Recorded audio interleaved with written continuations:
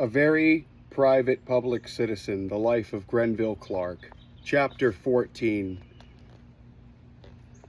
Sprint to the finish, the 1960s. Grenville Clark's final decade was marked by turbulence in America and around the world. Protests against the war in Vietnam intensified around the 1960s as that morass deepened. Clark, who had engineered military training and recruitment efforts for 2 world wars, was a Cold War dove. He deplored the Vietnam War as unnecessary and deeply mistaken. He found that the official U.S. containment policy towards the Soviets was misguided and dangerous, convinced the real progress could only come from human interaction, intelligent discussion, and good faith negotiation.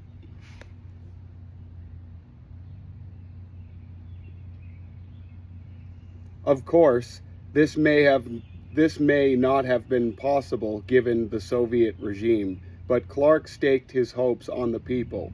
Convinced that the citizenry is almost always ahead of the professional politician, Clark bucked Cold War trends by actively encouraging and facilitating direct citizen engagement with the Russians. In 1960, Clark organized the first Dartmouth College conference, bringing together prominent American and Russian citizens, primarily scientists, educators, and other non-politicians, to discuss disarmament and other difficult issues. Despite the cooperative intent of the conference, the topic was so contentious and positions so hardened that the tension level soon approached a saturation point. Norman Cousins, Clark's good friend and ally for peace since the Dublin Conference, recalled how Clark stepped in to restore harmony and a sense of common cause. The Americans were steadfast in their advocacy of a plan of disarmament with full inspection and control. The Russians reacted sharply to what some of them described as a plan for violating sovereignty and security of their country.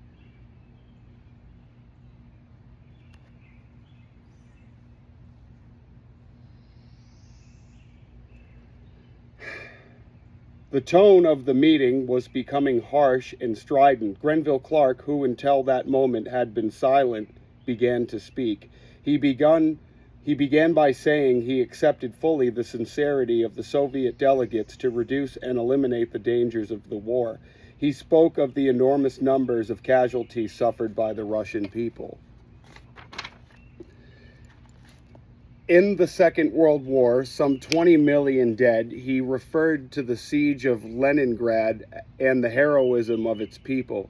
He paid tribute to the Russian contribution to victory during the war. He spoke movingly and with great dignity.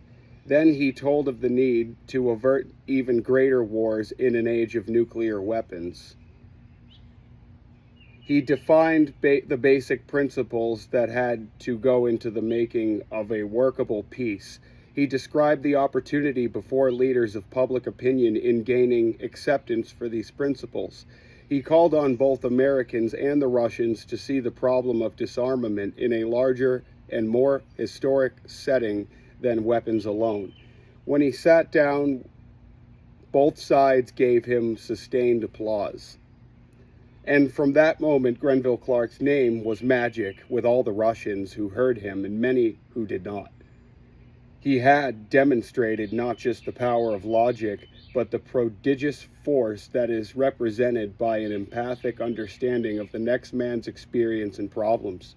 Even more, he had demonstrated that even the most hardened positions tend to dissolve in the presence of honest goodwill and friendliness. That same year, the 78-year-old Clark realized it was time to pass to the next generation the leadership of some of its more strenuous peace efforts, particularly those involving travel. He deputized 2 young recruits, Harry and Betsy Hollins, who were well qualified to be Clark's foot soldiers. Betsy J. Hollins was the daughter of Clark's lifelong friend, Delancey K. Lanny J., and Betsy grew up with Clark family in her life and living room. As a small child seated next to Mr. Clark at lunch, she decided the distinctive purple birthmark on his left temple must be heel marks made by the trampling of some German officer's boot when he lay almost dead in the mud. The little girl couldn't have known that Clark's World War I service was performed in Washington, D.C., but the man did inspire dramatic thoughts. Close parentheses. By 1960, the Hollinses had already traveled to several continents with and for Clark to help spread the word and distribute copies of World Peace Through World Law. That fall, they were summoned to Dublin on a matter of some importance. Soon after they settled into Clark's comfortable living room, GC went right to the point. He told us he had contracted a form of cancer and that while he might live a number of years, he had insisted that the doctors give him a reasonable estimate. Harry Hollins recalled, as he put it, he had a 50-50 chance of living better than a year. The sobering news had quickened Clark's resolve to implement global education campaign for world peace, which had never left his mind since the aborted Ford Foundation project. Have to look into that later. Always seeking the lessons of history, Clark had been carefully studying the 20 years leading up to the Constitutional Convention of 1787. His reading uncovered throughout this period a continuing discussion about theories of government that were absorbed to a marked degree not only by the leading public figures of the time, but, most important, also by the people. As Clark emphasized to the Hollinses until citizens of all nations clearly understood that world anarchy was the root cause of war, the best brains would be wasted in attempting to cope with the symptoms. Harry Hollins later mused, GC's views were most radical in that he was interested in root causes rather than symptoms. Clark was determined to duplicate the founder's high-level public discussion on a global scale. He called his new project the World Law Fund, the WLF. Its mission was international education about root causes of war and systems of international dispute resolution and the eschew violence. Harry Hollins took the lead role in setting up the new organization. Clark outlived his grim one-year prognosis and was able to provide inspiration and guidance as the WLF took shape. In 1965, he endowed the fund with $750,000. With his global education project in good hands, Clark continued his personal lobbying for peace closer to home. In early 1961, as John F. Kennedy embarked on his brief but impactful presidency, Clark sent a letter of congratulations and advice. He urged the young president to steer a fresh, bold course toward universal and complete disarmament, coupled with United Nations revisions and legal institutions that would make possible careful inspection and verification. Kennedy already knew of Clark's work. He called World Peace Through World Law a handmark and noted Clark's past and present influence on national events. Grenville Clark was an effective force in securing our readiness for war, and when war was imminent, most recently he had been a force in making disarmament a concrete issue. Kennedy's Russian counterpart, Nikita Khrushchev, had already actually been given a Russian translation of World Peace Through World Law in 1958. The emissary was Aldi Stevenson, the forward-looking governor of Illinois, two-time Democrat and presidential nominee, future U.S. representative to the United Nations, and Clark's friend since the 1930s through the ABA Bill of Rights Committee. Kennedy was a committed internationalist. He had attended the 1945 United Nations Conference in San Francisco as a naval officer, just returned from his now widely known heroics as a PT boat commander in the Pacific. He talked with World Federalists at the conference and agreed in principle that world organization with common obedience to the law would be the solution.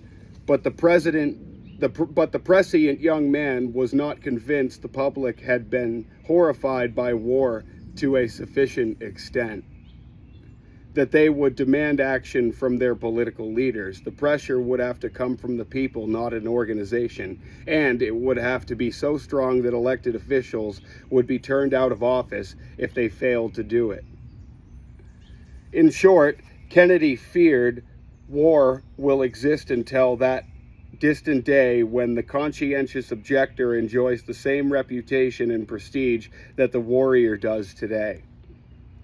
As President, Kennedy was nonetheless serious about exploring disarmament and appointed a dedicated lieutenant to handle the highly charged issue. The president's special advisor on disarmament was none other than John J. McCloy, whose warm and respectful friendship with Clark dated to the Plattsburgh days.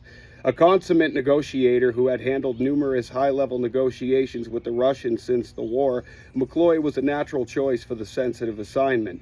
He said of his new mission, "We must be ready to consider the most far-reaching proposals. Grenville Clark's ideas, while idealistic, are the only light I can see at the end of the tunnel." Well, obviously just one of many influences, Clark offered steady guidance and support to McCloy during the complicated negotiations leading to the McCloy-Zorin Accords of 1961 and the Limited Nuclear Test Ban Treaty in 1963. McCloy also turned to his old mentor during national emergencies, such as the Cuban Missile Crisis. Clark naturally was urging negotiation rather than retaliation to effect the removal of Soviet missiles from the island. But while Clark generally approved of Kennedy's international agenda and felt hopeful about his willingness to pursue disarmament, Clark grew increasingly unimpressed with the administration's civil rights efforts at home. In the early 1960s, a journalist showed Clark the draft of an article containing this sentence: "Among those in high places who have admired Grenville Clark is President Kennedy, praising him as a man alert in both war and peace. To vital needs, the president has well said that his example is one for each. We can all be grateful." The quote was accurate, but Clark urged the journalist to omit it, saying, "I really don't know him at all and am about to criticize him quite sharply about his lack of zeal in the racial problem." The racial problem was a vast understatement of conditions in the early 1960s. Civil rights protests escalated with demonstrations, lunch counter sit-ins, and brave and dramatic acts of civil disobedience, such as the Freedom Riders campaign to bring about the de facto desegregation of interstate travel. Perhaps surprisingly, given his age and social class, Clark approved of the protesters. They were taking a page from his own playbook in applying direct citizen action in the face of inadequate government response to an intolerable situation.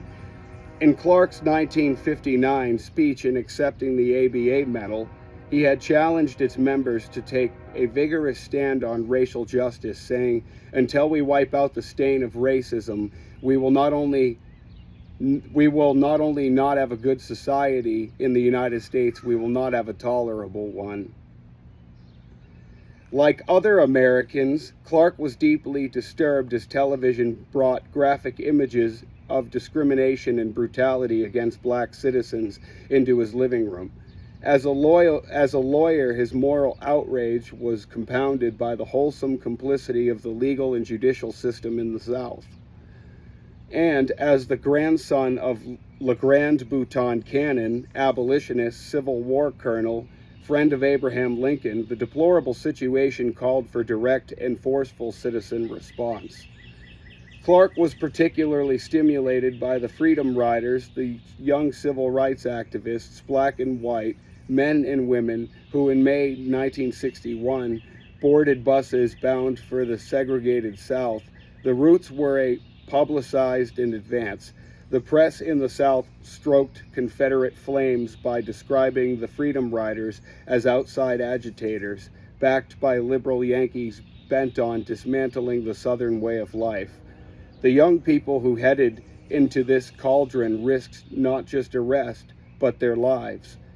With grim predictability, the Freedom Riders were cruelly harassed, detained, arrested, subjected to various mob attacks and beatings, all manner of insult and intimidation.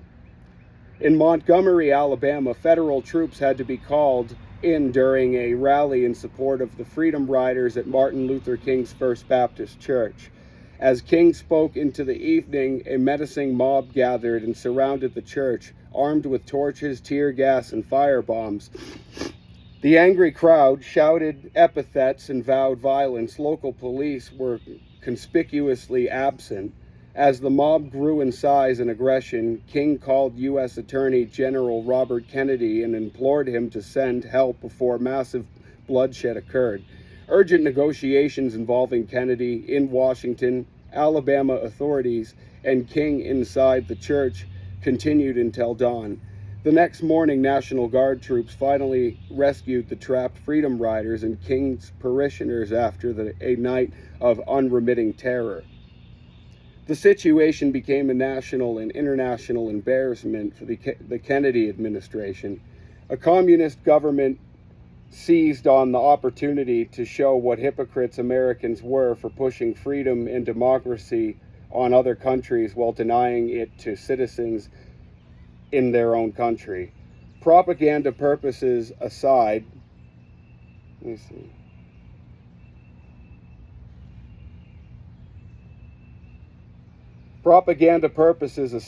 it was a good point and resonated with many non-communists at home and abroad. Clark was unequivocally behind the Freedom Riders, without denying the administration's preoccupation with international concerns. The missile crisis, Vietnam, and planning for the Bay of Pigs, these were beside the point.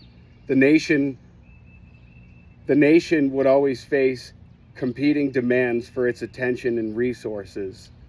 But there was never an excuse to tolerate injustice or flagrant disregard for the nation's laws, as the South was currently flouting the Supreme Court's desegregation rulings. Clark wrote to his friend and physician, Paul Dudley White, about the situation.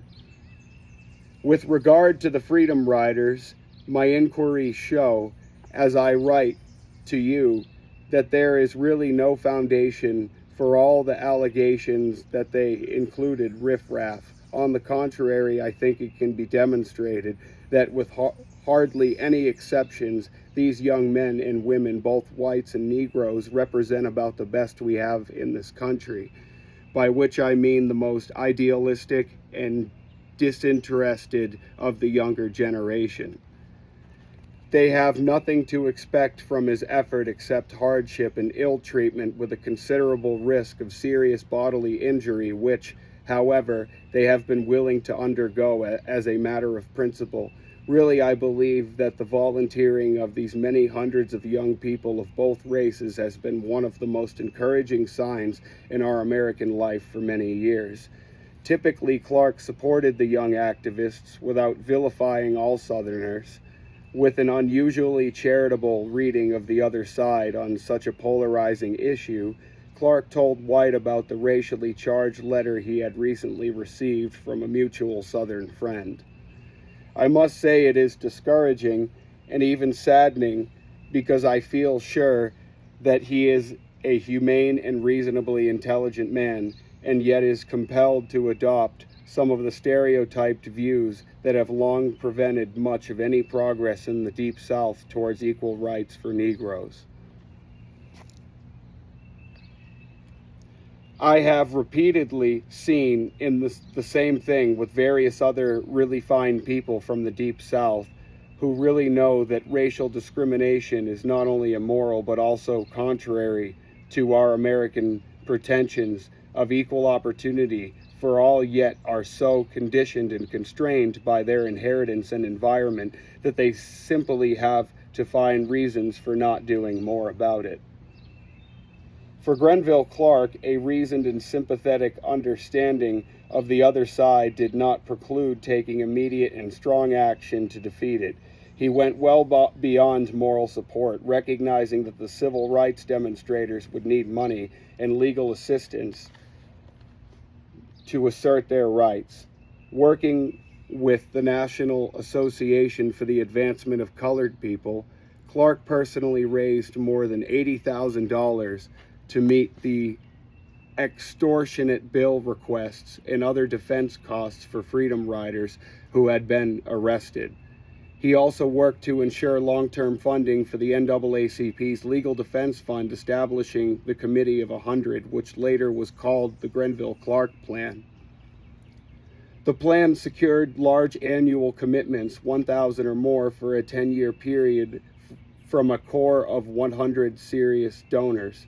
Clark kicked it off with $5,000 check of his own.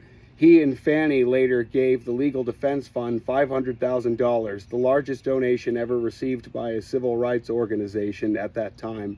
The Legal Defense Fund's president, Jack Greenberg, said later that Grenville-Clark gave early impetus to the transformation of the NAACP Legal Defense and Education Fund from a tiny organization to the substantial public interests of the law firm it now is.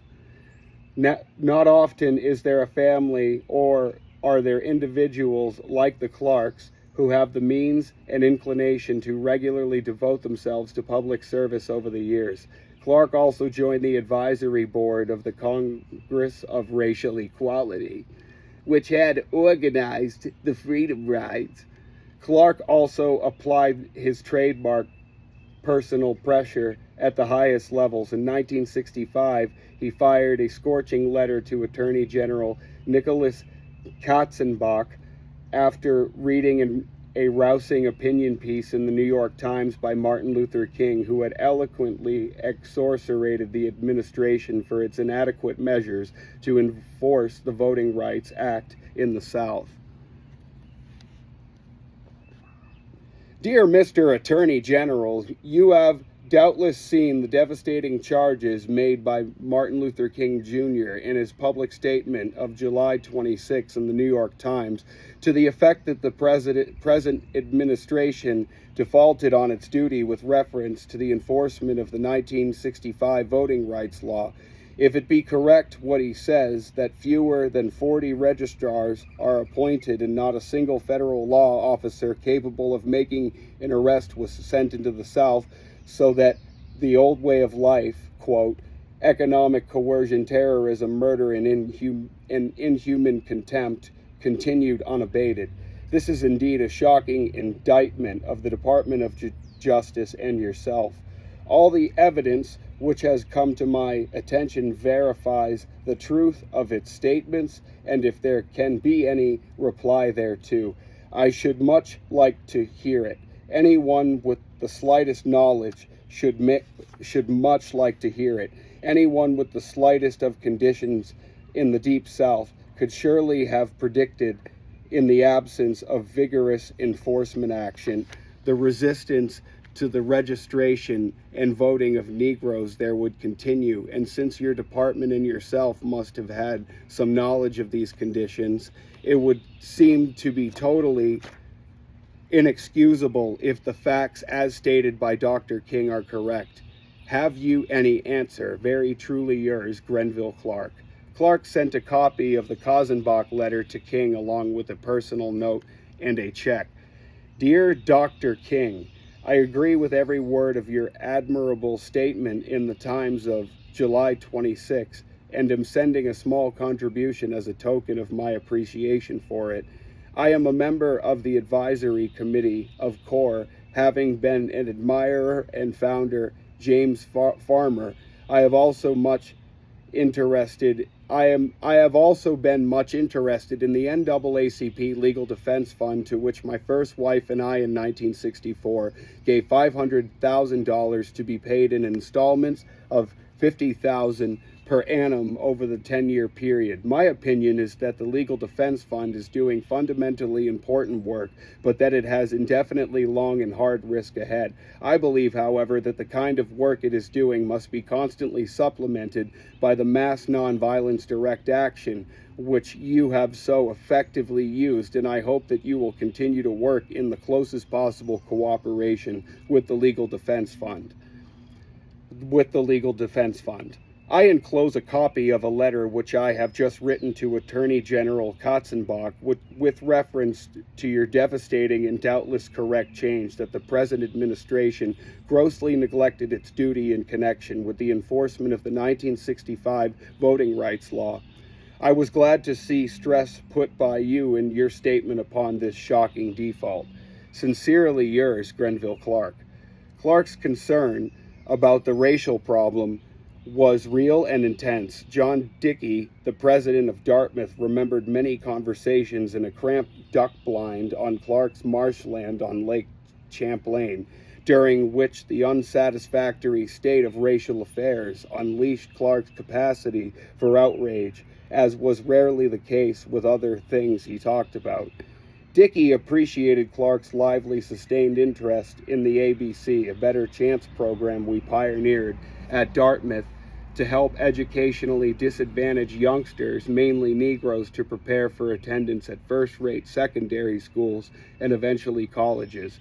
Clark went to Hanover one summer to work on the problem of increasing minority admission to highly competitive professional schools, especially law schools. Dickey remembered he finished off the visit by taking dinner that evening with the ABC boys, an experience he liked to recall as one of unusual pleasure for him. For an elderly white male born in the 1800s and raised in homogeneous elite New York society, to have found this dinner an unusual pleasure might seem strange, yet given Clark's family history all the way back to Grandfather Cannon in the Civil War, these experiences with promising African-American youth were without question deeply fulfilling. Was Clark's taking up of this cause in the twilight years a rather belated awakening, if not the deathbed conversation of an establishment man born to wealth and privilege? Clark's early military preparedness projects did not always afford equal rights to black recruits. The African-American attorney Francis Rivers pointed out in a largely complimentary essay about Clark that his Plattsburgh and Selective Service programs both retained discriminatory elements of that day's military, resulting in subordinate status and some humiliating conditions for Rivers and other African-American soldiers who participated. In Clark's defense, however, River notes that not challenging racial discrimination in those early military programs was the result of Clark's unbending focus on the most urgent matter at hand, which in both cases was preparing for and then winning a world war. Consciously or not, Clark may have also shared his friend Henry Stimson's hesitation about using the military as a vehicle for social change, although Truman later did just that with his landmark military desegregation order. Appropriately, the Secretary of War who pushed for desegregation was Robert Patterson, 1945 to 47, former Plattsburgher and Root Clark associate who had bonded with his ethnic soldiers in World War I. Clark traced his concerns about racial inequality to his boyhood and beyond that to his DNA. He revered Grandfather Cannon had created the first Union Army regiment of free slaves during the Civil War. Clark also never forgot trips to the South in his youth and the appalling treatment of African Americans he witnessed there.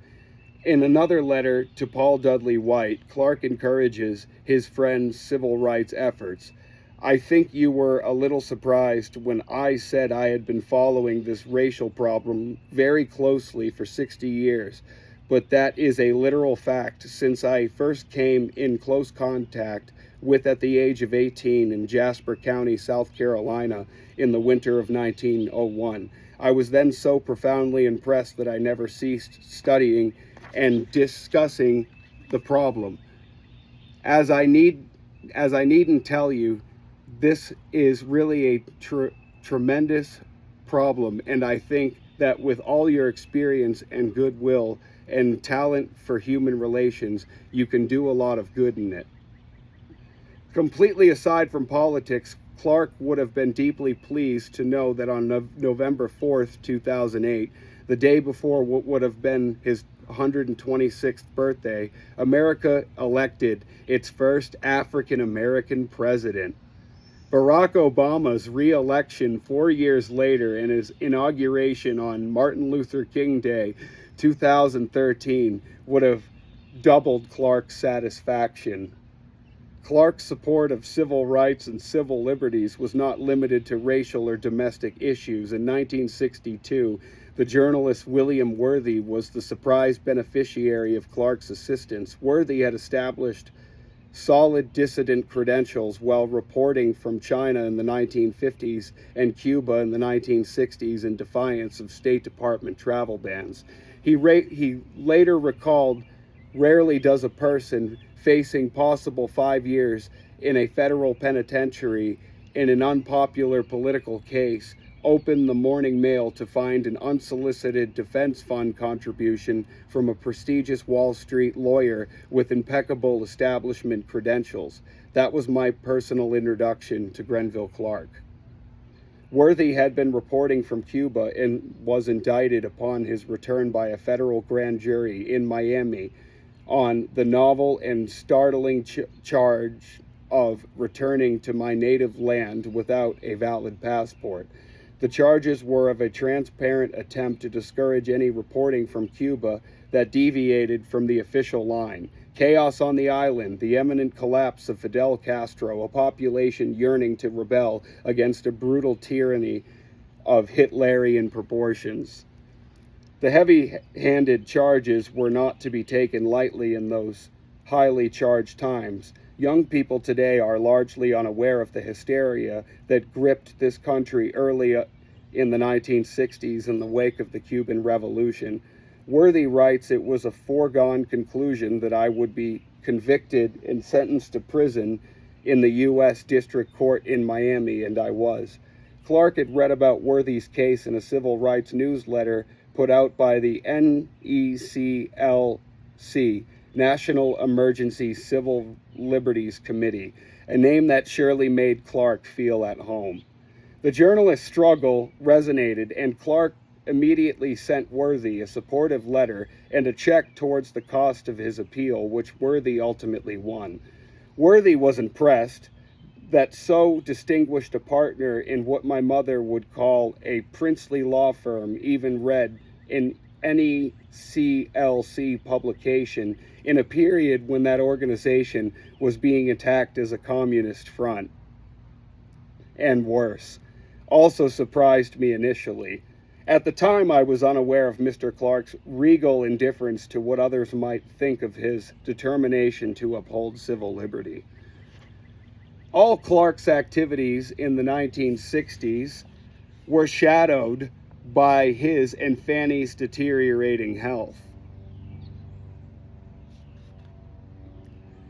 As he learned to live with lymphoma, the cancer Clark told the Hollandses about in the 1960s, Fanny was enduring the cruel and fatal progressive paralysis of ALS, amyotrophic lateral sclerosis, aka Lou Gehrig's disease. On May 3rd, 1964, Fanny Dwight Clark died in the couple's Long Island home after a lengthy and difficult struggle. It was undoubtedly the greatest loss in Grenville Clark's life. His grief must have been staggering, given his adoration of his wife throughout their 44-year marriage. Typical in this handwritten letter from 1937, while they were apart on their 28-year anniversary. They were nearly 3 decades into their marriage, but it could have been written by a starry-eyed newlywed. "Dearest Fanny, 28 years ago was the best day of my life for me, and I wish we were together. Every day and week and year has been better than the last, and indeed it's true that I love you, and I love you more than ever. Weren't we happy on Kungsholm? It's wonderful that the more hours we are close together, the more we need each other. Now, although it's only 4 days, I think it's a dreadful deprivation that I can't see your sweet face and eyes and hear your dear voice. But after this, we won't be apart very much. those most wonderful parts of all is that I really know you feel it the same way. I love you, your loving husband. 27 years later, Clark expressed his devotion in an even more poignant way by doing everything he could to make Fanny's final days as bearable as possible. He chartered an ambulance to take her back to her beloved Dublin one last time, but she died 4 days before the trip. Clark wrote to his old friend, Felix Frankfurter, who was contending with his own long list of health problems, about Fanny's final days. We were on Long Island, and she had hoped to get back to Dublin by ambulance on May 7th, but her strength didn't quite hold out. Her mind was perfectly clear and alert right to the end. Although she hadn't been able to speak for months because of the paralysis of her throat, she would write briefly and did write many short, very cute, humorous things, no matter how sick she was. One of the sharply humorous things Fanny wrote near the end of her life spoke to the awfulness of being entombed inside an unresponsive body by ALS. I want to go back to Dublin if it kills me. It probably will, thank God. On news of Fanny's death, cards, letters, and telegrams of condolence arrived from around the world. The Clarks were such an indivisible unit that Grenville Clark's global army of friends were virtually all also Fanny's, in addition to her own family and friends. As the couple had previously agreed, Clark made a gift on their Long Island home to the Brooklyn Botanic Garden in 1967, a fitting memorial day to Fanny Dwight, who had created the 12-acre oasis from a scrubby sandlot next to the railroad tracks so many years before. Later that same year, on a trip that must have been bittersweet but also therapeutic, Clark organized a private peace junket to Moscow. No one was more surprised to be invited than Einar Rorstad, a young Norwegian who had been working on Scandinavian language translations of the World Peace Through World Law copies. Rorstad received one of Clark's trademark out-of-the-blue phone calls, this one transatlantic. Just 2 weeks before the scheduled trip, Clark invited Rorstad and his wife to join him in Moscow for a week on one condition. I'll permit you to spend one penny of your own I'll not permit you to spend 1 penny of your own money. Of course, the couple was regularly knocked out. Rorstad describes the trip. Moscow, December 1964, with Grenville Clark. A week never to be forgotten. Our personal talks, our whole group having vodka and caviar together, overlooking the Manege Square and the floodlit Kremlin, with Grenville Clark as the natural group leader. His talks with outstanding Russian scientists, the meeting in the Institute of the State Law when he discussed world peace through world law with a big group of Russian lawyers, and when you really had the feeling that he was only 55 or 60 years again, sparkling, brilliant, to the point, witty if necessary, the eminent, piercing advocate of world law. Everyone present, regardless of nationality, had reason to be impressed. Back at home, however, with the realities of age and illness encroaching, Clark acutely felt the absence of his wife and constant companion. After Fanny died, Grenville Clark had confided to his distant cousin, Senator Joseph Clark of Pennsylvania, that he was considering remarrying. He told Joseph Clark that one of Fanny's last instructions before she died was that Grenville must marry again. After more than 50 years together, she understood better than anyone, perhaps including Grenville himself, that he would need companionship, as well as someone to look after his own health problems. The senator concurred, as did Clark's children, and in 1965, Grenville Clark married Mary Bush James. Mary was an artist, a widow, and a Dublin neighbor. She had a solid Dublin arts pedigree as the daughter of the painter George de Forest Brush, and she had been married to the accomplished portrait and landscape artist Alexander James. Alexander was the son of William James, the well-known psychologist and philosopher, and nephew of the prolific novelist Henry James. Okay. Mary could have hardly been more different from Fanny, but she was devoted and attentive. She was a devoted and attentive second wife, and the couple had a brief but apparently happy twilight marriage until Clark's death in 1967. Mary Clark was quickly drafted into her husband's global peace efforts. Using her spacious art studio as the venue, Grenville Clark in 1965 gathered another group of influential educators, journalists, and public servants for a second Dublin Conference. If the 20 years since the original Dublin Conference had not brought another world war, neither had they been especially promising for lasting peace. The wartime curtain, both sides had the bomb, the Cold War was real, the United Nations was not a powerful forum, and the World Federalists had not become a major force. Clark's keynote address varied little from that for the original Dublin Conference. He advocated a strengthened and expanded United Nations with weighted representation and no Security Council veto, mandatory disarmament with enforced inspections and controls, and the like. With relations between the East and West more hardened than ever, Clark's essentially unchanged prescription did not seem to be based on reality, but he never wavered and continued to make his lawyerly case for what he still considered the only real solution to an intolerable problem.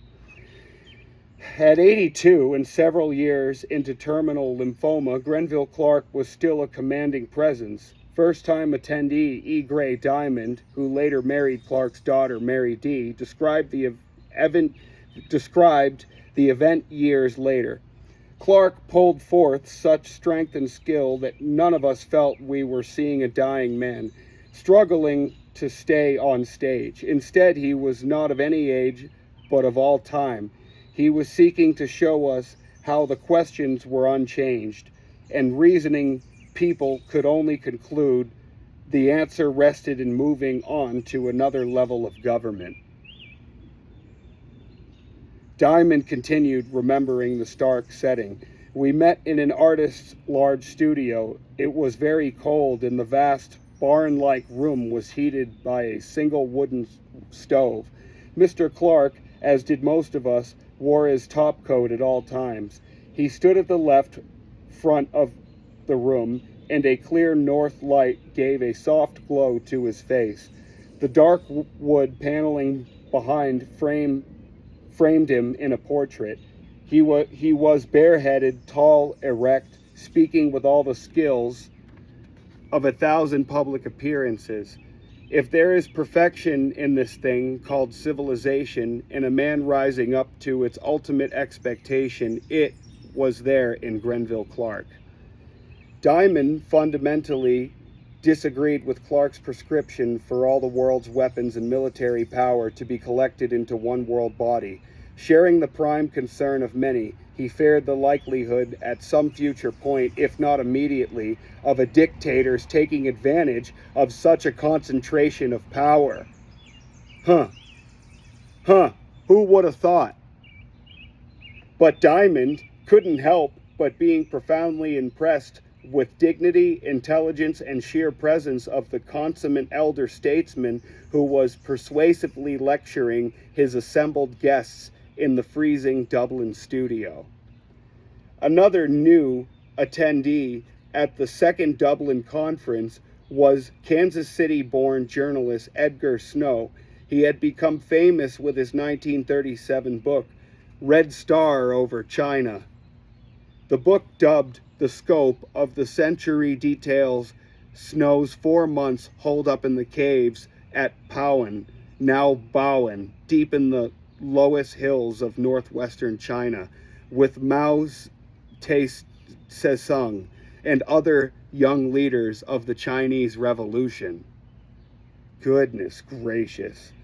Snow presented a unique and dramatic account of China's distant struggle told from the point of view of the revolutionaries. It was a radical departure from Asia reporting of the time. What little news from the Far East made it into the Western press was heavily weighted towards the nationalist or Yuomdang party led by pro-West Chiang Kai-shek, whom the U.S. government strongly supported. In Red Star, Snow made the shocking and correct prediction that the young rebel leader Mao and his band of communist followers would win their war and become China's next leaders. Snow brought the unexpected to the Dublin gathering. He was the one person there was not from a traditional background of academic or legislative or Snow brought the unexpected to the Dublin gathering, as he was the one person there who was not from a traditional background of academic or legislative or corporate elitism. Almost everyone else in the room knew, or at least knew of, each other's careers and contributions. They were essentially simpatico on the basic goal of world peace. Important differences about how to get there notwithstanding, Snow was different. He startled the group, not least by his host, by drawing on his 14 years in China, his years abroad as a foreign correspondent, his harassment by hypervigilant U.S. intelligence agencies and Congress for those years, who labeled him a communist sympathizer for his China reporting, effectively ending his career in America. His subsequent years living in Europe and the awareness he had gained of another world beyond traditional conceptions of the United States versus the Soviets. Snow spoke to the worldly yet insulated group about a third world before that term was in common usage. This third world existed completely apart from the communist East or democratic West, and the millions of people in it did not want world government or even world peace to preserve the status quo. They wanted revolution. For them, the existing governments were but an extension of the imperialism of the 19th century. The rebelling world was not ready for such some rich, comfortable nation or group of nations to declare all could remain unchanged under international law. Clark appreciated Snow's message. Without deviating from his core belief in the necessity of a world governed by law, Clark became good friends with Snow. Clark liked to pick his brains, a favorite expression about the conditions and hopes of this little studied and poorly understood third world, with its massive population that would be an essential part of any functional world body. He also hoped to use Snow's China contacts. Clark first sought the journalist's help in 1963 on behalf of his doctor and good friend, Paul Dudley White. White had received an invitation to visit a Chinese physician, but was not granted a visa because of the unsatisfactory state of Chinese-American affairs. Snow was sympathetic and tried to help, but was unsuccessful. The results were the same the following year when Snow tried to facilitate Clark's going to China to talk to Chinese leaders about world peace through world law. China to talk to Chinese leaders about world peace through world law. This request probably had an even slimmer chance of impressing Mao, who, speaking to Snow, dismissed Clark's peace premise as utopian because the imperialists would never agree to it. Although Snow could not get Clark into China, the two men stayed in touch. Snow grew gradually more sympathetic to Clark's ideas about world law, with one important exception: how to reconcile effective world organization to prevent international wars with the right of oppressed peoples to change intolerable regimes. Yeah, no kidding. How would world federalism make the world safe for revolutions? But the major point did not stand in the way of their friendship, and each man had more influence on the other than he would likely have guessed. Clark largely funded Snow's documentary film about China, One Quarter of Humanity, and also helped finance the last edition of The Red Star Over China. That edition was published just after Clark's death in 1967. Its dedication reads, "To Grenville Clark, who was taller than his time." Clark tried without success to get into mainland China for the rest of his life. One particularly plucky attempt involved traveling to Moscow with a briefcase full of cash and copies of World Peace Through World Law. Jeez, this guy was a fucking psychopath. Hoping he might somehow book passage from one communist country to the other. It didn't work. But as Winston Churchill once said, we must not let ourselves be accused of lack of imagination.